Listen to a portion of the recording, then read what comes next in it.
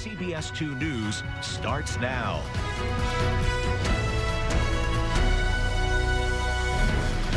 Welcome to CBS2 News this midday.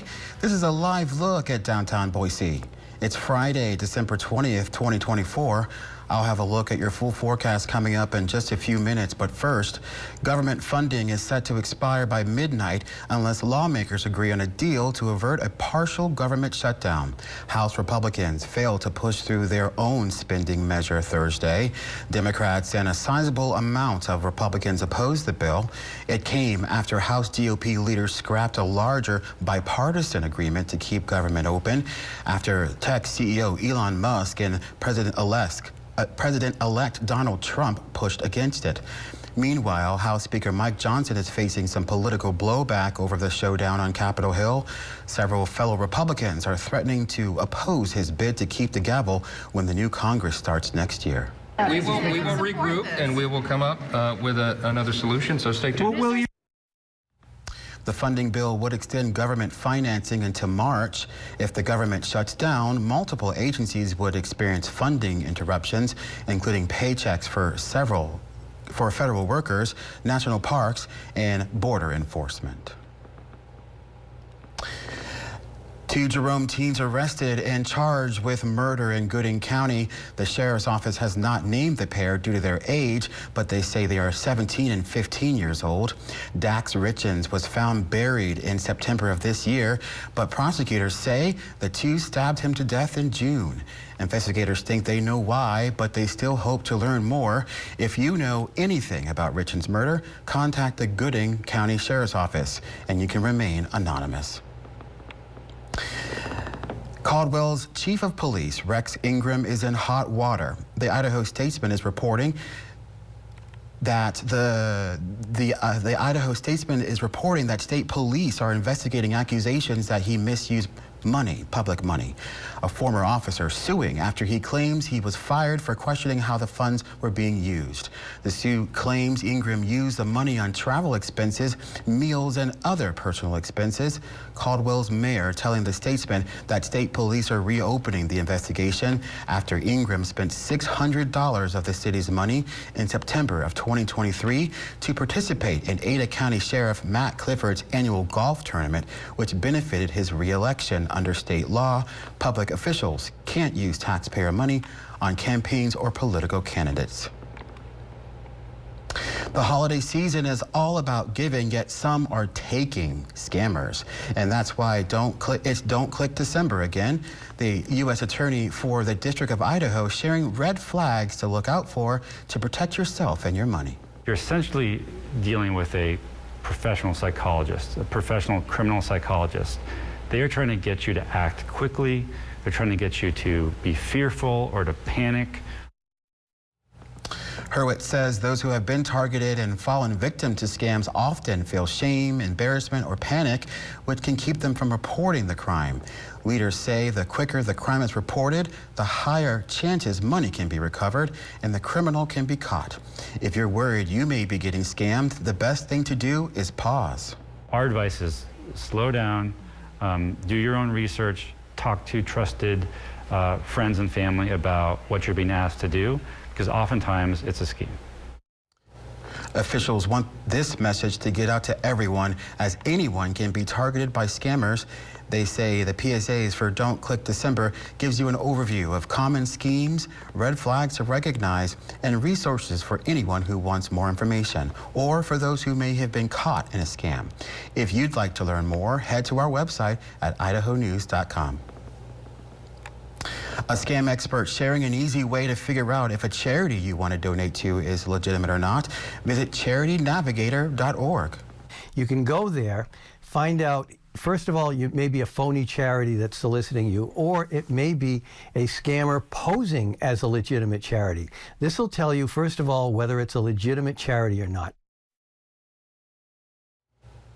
He says be extra suspicious of solicitations over the phone because there is no way to make sure the caller is legitimate.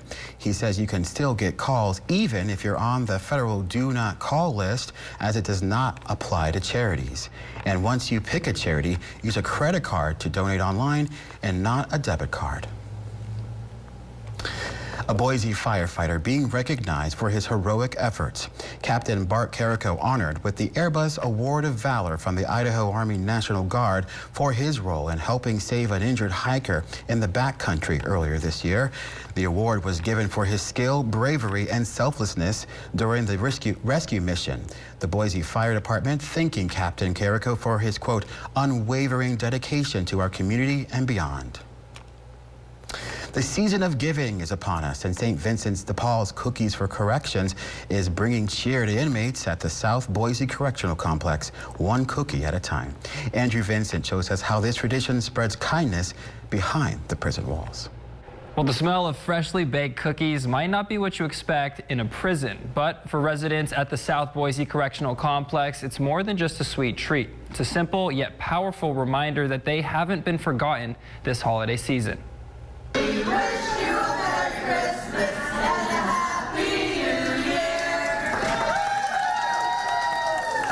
For 25 years, the program Cookies for Corrections has been bringing holiday cheer to those behind bars. It started with just one prison and has now grown to 6 across Idaho.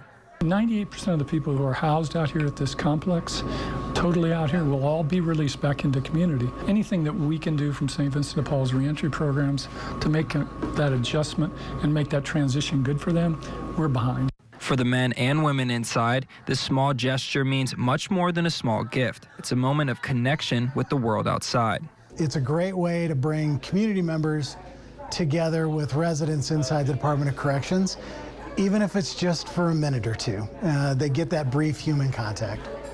For the volunteers behind this effort, they say it's an experience they cherish and know it can make a big difference. It's always nice to pass something out to somebody, or just like to give somebody a little gift and see that they're happy about being remembered on the holidays. So while the cookies bring smiles, they also bring a message that even in the toughest of times, compassion can reach anyone. I think it helps them, remind them that people care and that they want to be a part of that Christmas time, and that they're not alone, that we're all here going through it together. And so I think it lifts a lot of spirits. Now, this was a really cool event to be a part of. St. Vincent de Paul's Cookies for Corrections reminds us all of the impact kindness can have this holiday season. Reporting in studio, I'm Andrew Vincent. All right, here's a live look at Indian Creek out there. We're seeing some folks on the ice rink. We were talking about that on the morning show this morning. Looks like they've made their way on out there.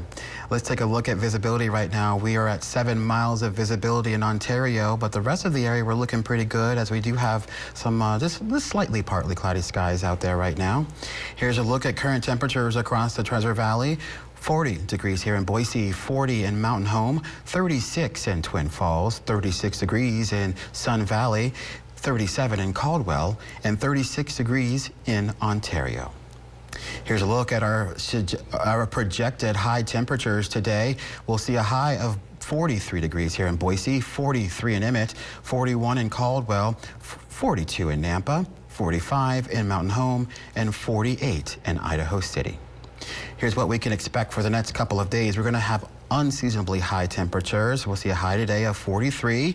We'll be 42 tomorrow, with a high of 47 on Sunday. But between Saturday and Sunday, we will have a storm system coming into the area, so be on the lookout for that. Sunday at high again is 47 degrees, and on Monday and Tuesday we have a pair of 48s, as we do see above average temperatures continue into the beginning part of next week. As you see there, our average temperature is 38 degrees.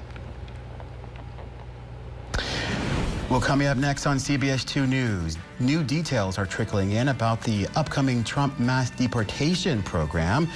We have the latest from Washington. And it's time for our question of the day. But first, let's look at yesterday's question. 25% of people are so impatient that they've done this. What is it? Well, they skip to the end of the book, and I am guilty of that. Now for today's question. The average person buys 3 of these every holiday season. What is it?